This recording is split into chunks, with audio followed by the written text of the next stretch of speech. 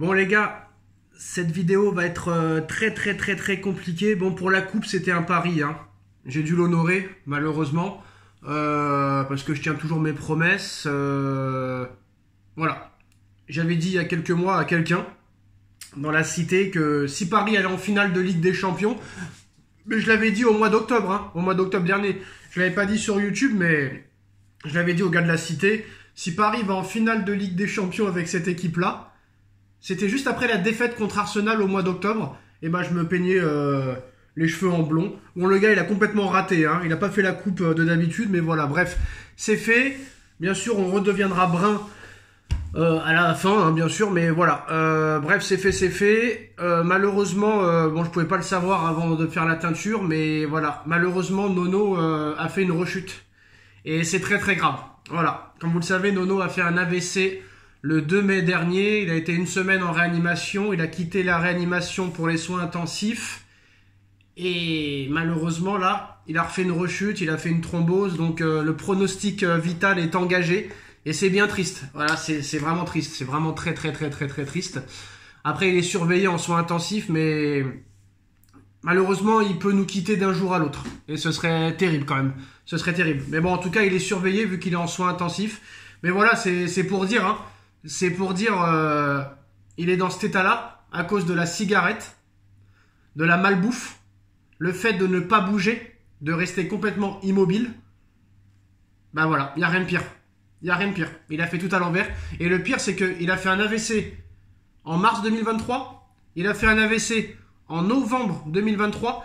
Il a fait un autre AVC en avril 2024. Et là, il fait un nouvel AVC. Donc, quand tu fais 4 AVC en 3 ans, même pas, en 2 ans, et que tu ne retiens pas la leçon, bah voilà, c'est très compliqué. En tout cas, moi, je vais prier pour qu'il s'en sorte. Mais à un moment donné, tu donnes le bâton pour te faire battre. On te dit d'arrêter de fumer en 2023, tu continues. On te redit d'arrêter de fumer en 2023, tu continues. On te dit de bouger, tu bouges pas. On te dit de bien manger, tu manges pas bien. 2024 pareil, 2025 pareil, à un moment donné, bah voilà. C'était un petit peu un suicide, c'est vrai qu'il avait pas une vie exceptionnelle. Beaucoup de solitude et tout ça, mais voilà. Malheureusement, on peut pas...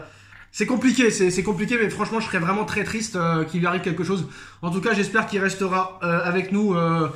pour cette finale de Ligue des Champions, en espérant qu'il reste en vie. Mais c'est vraiment pas beau à voir, je vous dis les gars, des cocards dans l'œil, des bleus de partout, thrombose, caillots dans la tête, c'est dramatique. C'est dramatique. Quand tu penses qu'il y a encore quelques semaines, il faisait des vidéos avec nous. Bref, voilà, c'était pour vous prévenir que voilà, il y a eu une rechute et que maintenant, le pronostic vital est engagé et qu'il peut nous quitter à tout moment. Mais on va continuer pour lui à faire les vidéos et on va croiser les doigts pour qu'il s'en sorte, très clairement. Donc voilà les gars, donc je ne sais pas quoi trop dire, hein. Je ne sais pas trop quoi dire après cette nouvelle assez triste, alors que pour le Paris Saint-Germain, tout pourrait se passer idéalement bien dans les semaines à venir. Demain soir, le Paris Saint-Germain va soulever le trophée de Ligue 1, le trophée du championnat de France pour la 13e fois de son histoire. Une semaine plus tard, Paris pourrait peut-être soulever la Coupe de France. Et une semaine encore plus tard, le Graal, Paris peut soulever la première Ligue des Champions de son histoire. C'est quand même assez fou. Et voilà, c'est quand même assez fou. Et malheureusement, on ne peut pas partager ça avec Nono en espérant qu'il se remette vraiment rapidement. Alors on a vu que la propagande est lancée. Ousmane Dembélé, Ballon d'Or, mais on a vu encore une fois que Lamine Yamal hier a été exceptionnel encore une fois à championnat, qui te met un but du pied gauche pleine lucarne en dehors de la surface. C'est exceptionnel, c'est magnifique. Alors la priorité du Paris Saint-Germain est de recruter un défenseur droitier polyvalent. Luis Campos souhaite que certains joueurs quittent le club avant de recruter, afin de conserver un effectif réduit mais très fort et laisser de la place à quelques jeunes éléments. Donc l'objectif du Paris Saint-Germain là, à partir d'aujourd'hui, c'est de dire à Kimpembe, à Milan Skriniar et sûrement à Marquinhos et à Lucas Hernandez de partir. Alors pour Marquinhos, pour l'instant, rien n'est joué. Tout dépendra de certaines choses, notamment en finale de Coupe de France et de Ligue des Champions. Mais Lucas Hernandez, Milan Skriniar et Kimpembe sont invités à quitter la capitale française. Hernandez, Paris en attend minimum entre 25 et 30 millions d'euros. Pour Skriniar, Paris attend au moins 10 millions d'euros. Et pour Kimpembe, Paris attend entre 5 et 10 millions d'euros. Voilà, parce qu'on a vu les problèmes de blessure, il a rechuté encore une fois, donc on ne sait pas si réellement quelqu'un voudra de Kimpembe, peut-être un club de Ligue 1 ou un club du Qatar ou d'Arabie Saoudite, mais voilà.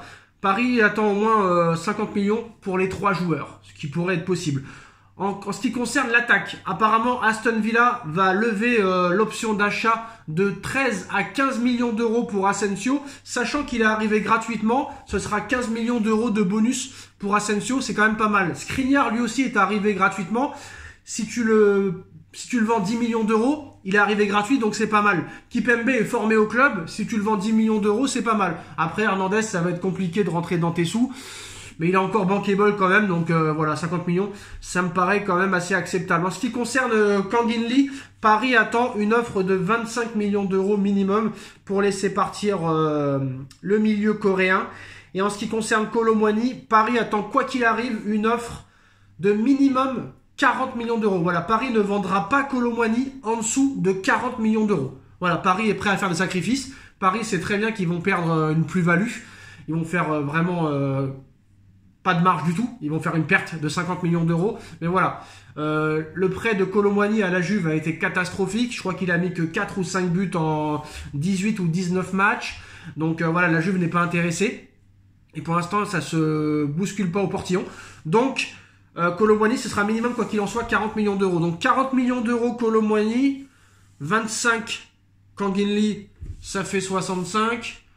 15 millions Asensio, 65, ça fait 80. 80. 80, 25 Hernandez, 25 ou 30 Hernandez, 80, elle est 110. Skriniar, 120. Skriniar, 120. Bon. Skriniar, 120. Kimpembe, 130. Kimpembe 130, qui en a d'autres on a dit? Ouais, 130 millions. Donc tu peux récupérer peut-être cet été à peu près 150 millions d'euros si tu veux laisser partir les indésirables, sachant que tu as pris déjà plus de 150 millions d'euros grâce à la Ligue des Champions, tu as pris 10 millions d'euros pour les droits TV en Ligue 1, je crois plus que ça même. Tu vas récupérer, je crois, une dizaine de millions pour Renato Sanchez qui va être acheté officiellement par le Benfica Lisbonne. Donc voilà, 150 millions d'euros de vente, plus 160 millions d'euros ou 170 millions d'euros si Paris gagne la Ligue des Champions. Si tu vas très très loin en Coupe du Monde des clubs, tu vas prendre aussi ton petit billet. La Coupe de France, les sponsoring, etc. Donc tu auras vraiment une marge. Et apparemment, d'après ce qu'on a vu, Paris a une enveloppe de 160 millions d'euros hors vente pour recruter cet été. Sachant que Enrique est très satisfait de son effectif. Il a 13 ou 14 joueurs sur lequel il peut compter, mais il veut absolument 4 défenseurs centraux, 2 latéral droit, 2 latéral gauche, 6 milieux de terrain, c'est-à-dire 2-8, 2-6 et 2 box-to-box, 2 attaquants, 2 ailiers de chaque côté. Donc exactement 23 joueurs potentiellement titulaires.